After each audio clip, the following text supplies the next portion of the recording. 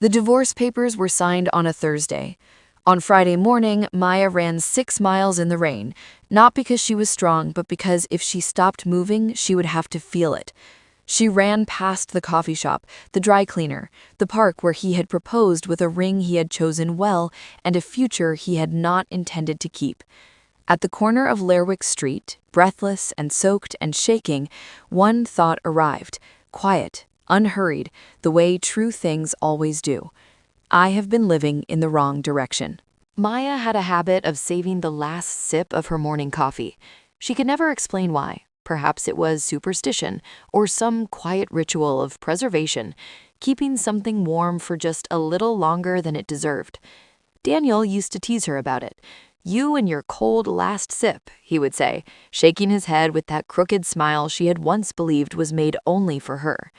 She was thinking about that smile when she came home early on a Tuesday afternoon in October, the kind of afternoon where the light turns everything golden and forgiving, and found her husband's shoes at the door, both pairs, his and someone else's, small, strappy heels she did not recognize.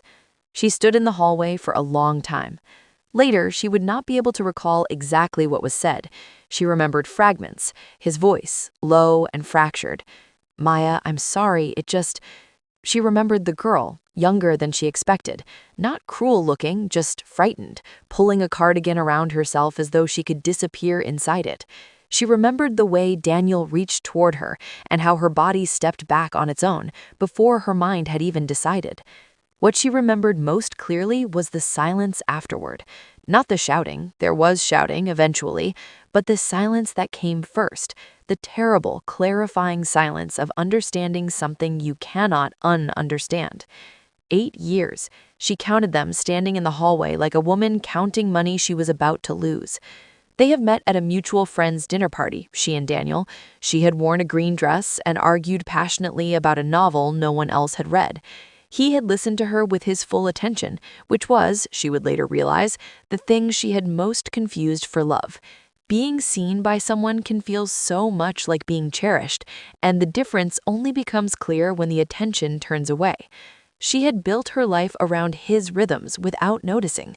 She had taken the job closer to his office, declined the Paris opportunity because this wasn't the right time for them, learned to cook the dishes he preferred, quieted herself in rooms where he wanted to shine.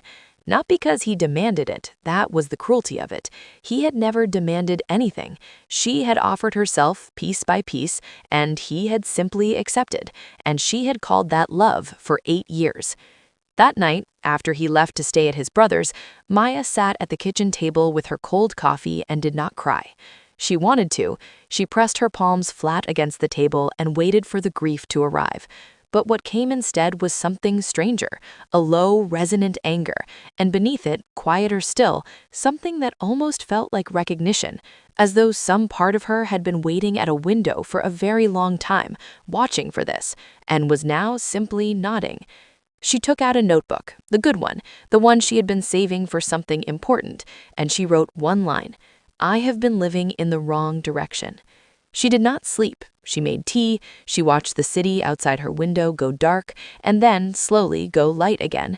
And by the time the sun came up, she had filed for divorce online, boxed 12 things she wanted to keep, and written a list, not of grievances, not of plans, but of questions. Questions she had not asked herself in 8 years. What do I actually love? What do I actually want? Who was I before I learned to make myself smaller? She did not have the answers yet, but she had the questions, and for the first time in a long time, that felt like enough. The apartment on Lerwick Street was too small and too loud, and the radiator made a sound like a dying bird every morning at 6. Maya loved it immediately. She painted the front room a shade of yellow that her mother called aggressive and her best friend Priya called courageous, and she hung her books in no particular order and kept the kitchen light on at night because she could, because no one would tell her to turn it off, because it was hers. She did not transform overnight. That is the lie stories tell, that grief breaks you open and the light immediately pours in. What actually happened was slower and uglier and more real than that.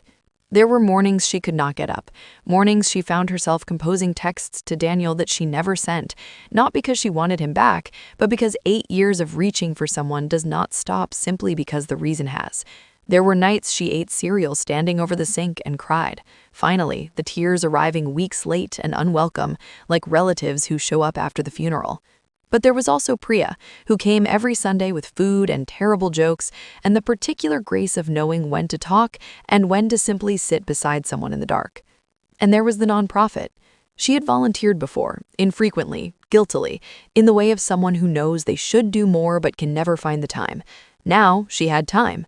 She showed up at the Women's Center on a Wednesday morning in November, uncertain what she had to offer, and was handed a cup of tea and put in a room with a woman named Celestine, who was 53 years old and had just left her husband of 26 years and was learning for the first time in her adult life how to open a bank account in her own name. Maya sat with Celestine for 2 hours. She came back the next Wednesday and the one after that.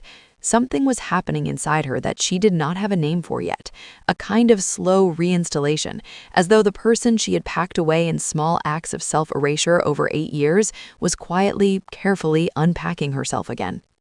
She began running in the mornings, not to look different, though she did gradually, but because there was something in the physical effort of it that she needed, the ache of it, the proof that her body was hers and capable and present. She ran badly at first, gasping past the corner shop, looping back embarrassed. Then she ran further. Then she ran in the rain, which she had always thought sounded miserable, and discovered was, in fact, magnificent. It was at the park one morning, red-faced, headphones around her neck, catching her breath against a fence, that she met Lucas. He was doing nothing remarkable, just stretching quietly, watching a dog chase a pigeon with the calm delight of someone who finds small things genuinely wonderful. He noticed her noticing this and smiled. "He's never going to catch it," he said. "He's been trying for 20 minutes. "Maybe it's not about catching it," Maya said, and then felt immediately self-conscious about how that sounded. But Lucas tilted his head as though she had said something interesting. "Maybe you're right." He was a physiotherapist by training, a runner by devotion. He did not ask for her number that morning or the morning after. They simply kept encountering each other, the way people do in neighborhoods when they are both the kind of people who go outside early. They talked about small things, the dog, the weather, a bookshop that was closing nearby, and then gradually about larger things. He did not try to fix her. This was what she noticed first. When she mentioned carefully that she was going through a divorce, he did not flinch or offer solutions or look at her with the particular weighted sympathy she had grown to dread.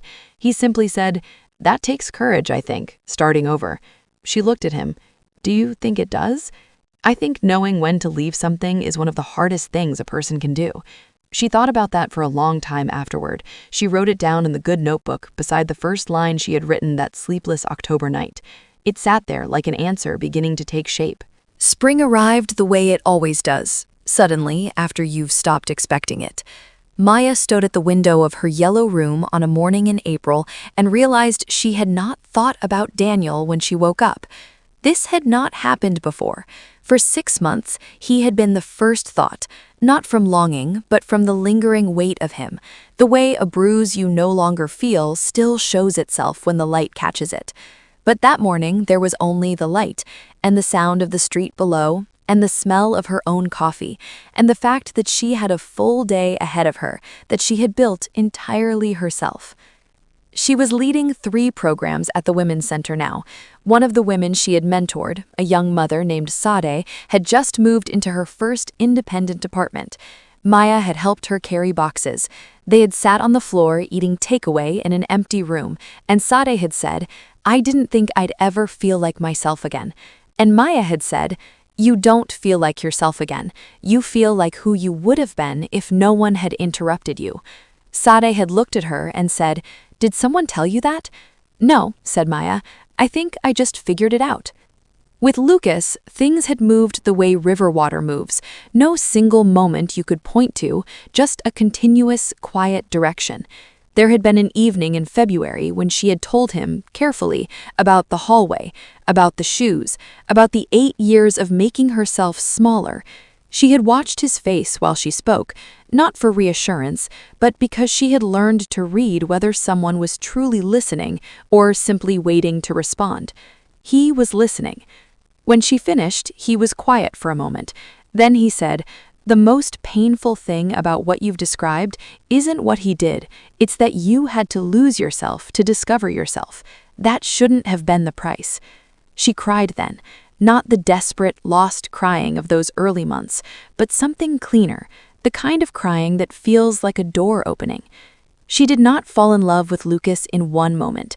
She fell in love with him in accumulation, in the way he remembered what she had said 3 weeks ago and asked how it had resolved, in the way he made room for her opinions even when he disagreed, in the way he looked at her not with the hunger of possession, but with the particular warmth of someone who is simply glad you exist. One evening in late April, they were sitting on the rooftop of her building, her idea, her blanket, her terrible wine, watching the city go amber and slow in the fading light. Lucas turned to her. There was something in his expression she had not seen before, something careful and open at once. "I want to tell you something," he said, "and I want to say it correctly." She waited.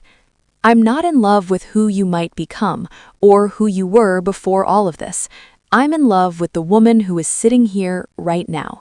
The one who runs in the rain and keeps her kitchen light on and has a notebook full of questions she's still answering. That woman, exactly as she is." Maya looked at the city for a long moment. She thought about the girl she had been at that dinner party in the green dress, arguing about a novel, alive with her own certainty. She thought about the woman in the hallway in October, pressing her palms flat against a table in the terrible silence. She thought about the yellow paint, and Celestine learning to open a bank account, and Sade on the floor of her empty apartment, and the mornings she had run badly, and the mornings she had run magnificently, and all the cold, last sips of coffee she had saved for no reason she could name. She thought about how none of it had been wasted.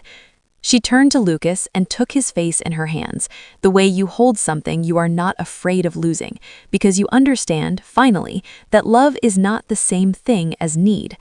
"I know," she said softly, "I love you too." Below them, the city moved on, indifferent and beautiful. Above them, the first stars were arriving, unhurried, as they always do, not because the dark has ended, but because the eyes have finally learned to look. Maya did not need the stars to complete the sky, but she was glad, on that particular evening, that they were there.